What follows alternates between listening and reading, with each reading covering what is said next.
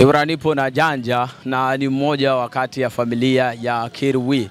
Ni mtu wa karibu sana na Nyagomeni. Na gisi unapoona ni kwamba anayo picha ya Nyagomeni yupo na mkubwa Fela. Na leo ndo siku yenyewe ambayo Madi. Madi, okay. Yupo na Madi. Sawa. Kama gisi unapoona kwenye picha ni Nyagomeni na Madi wapo kwenye picha. Wamempokea leo, ni kwamba jamaa wapo na hayo furaha. So tukaona kwamba sio kesi. Ngoja tumuite jamaa tupige na story, tujue kitu gani ambacho kipo moyoni mwake kuhusiana na jamaa kuingia hapa kambini. Bwana vipi? Poa. Harakati. Salam. Kitu gani ambacho unajisikia sasa hivi kwa ujio wa jamaa? Mimi na feel happy, na feel furaha. I'm so proud now.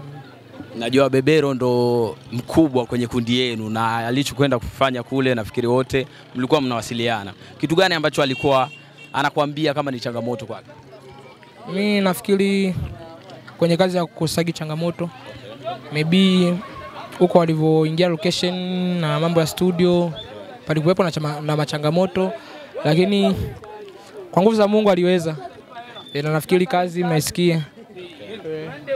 Kitu gani ambacho unaweza kuwaambia watu ambao wamemsemea vibaya kuhusiana na safari yake na pia na kazi ambayo alienda kuifanya huko mjini? Mimi cha kuambia ni kwamba waliomuombea vibaya wenyewe wamejionea. Kwenye mafanikio natakiwa maadui wao wengi. Ndio nazidi kwenda. Nafikiri maadui ni wengi na jamaa unasikia na mpaka na wewe kazi inaenda viral nini. Nafikiri kitu gani ambacho unaweza kaongea kwa wasanii wengine hapa kwetu kambini? Nafikiri kikubwa ni kupambana na kutokata tamaa. Sawa. Ibra anavyosema ni kwamba watu wazidi kupambana kama gisi jamaa kapteni Mbuzi la Mabuzi alivyopambana kwenye kazi hii ya muziki, na amerejea. Watu walikuwa wengi sana kama gisi ulivyoona. So nataka nimuulize swali ya mwisho. Hivi ikitokea na wewe pia umetoka, unaweza ukahitaji jamaa kupe support gani? Nani? Nyagomeni. Mimi mbona mpaka sasa hivi bado anipa support.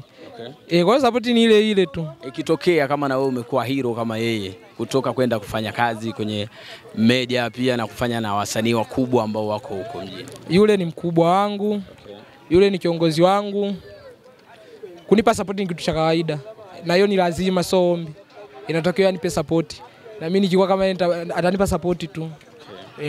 Nafikiri kuna wasanii wengine ambao yeye anapambana nao, sawa, hapa kwetu kambini, ikiwa Dikirili pamoja na Follow Bugatti. Kitu gani ambacho unaweza kuwaambia hao wawili kwa sasa? Mimi sina cha kuambia. Sina cha kuambia. Unaweza ukawa na kitu kimoja tu ambacho unaweza kuwaambia, kwa sababu labda wanaweza katupia vijembe, lakini kwa ushauri wako unaweza kuwaambia nini? Mimi sina cha kuambia because mimi sinaga mambo ya kumzunguzia, mfano nimzunguzie Diki, Kizoboi. Mimi kwangu hawana ubaya. Yale ndo maisha yao na mimi na maisha yangu. Mimi sina cha kuambia au cha kuwashauri. Wanafanya vizuri, wazidi kupambana tu basi. Basi neno moja kwa watazamaji wa Joz Media pamoja na mashabiki zako. Joz Media, asanteni sana kwa kushiriki kwenye tukio letu. Tumefurahi, tuko proud. Joz Media ni yetu sote, tuzidi kuifuatilia. Tunaipenda.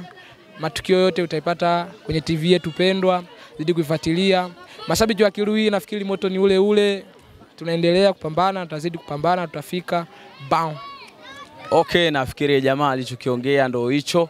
So wote wapo na furaha sana. Ulikuwa nami Suma Kimwanya, naweza nikasema kwamba tutakutana kwa wakati mwingine. Asante.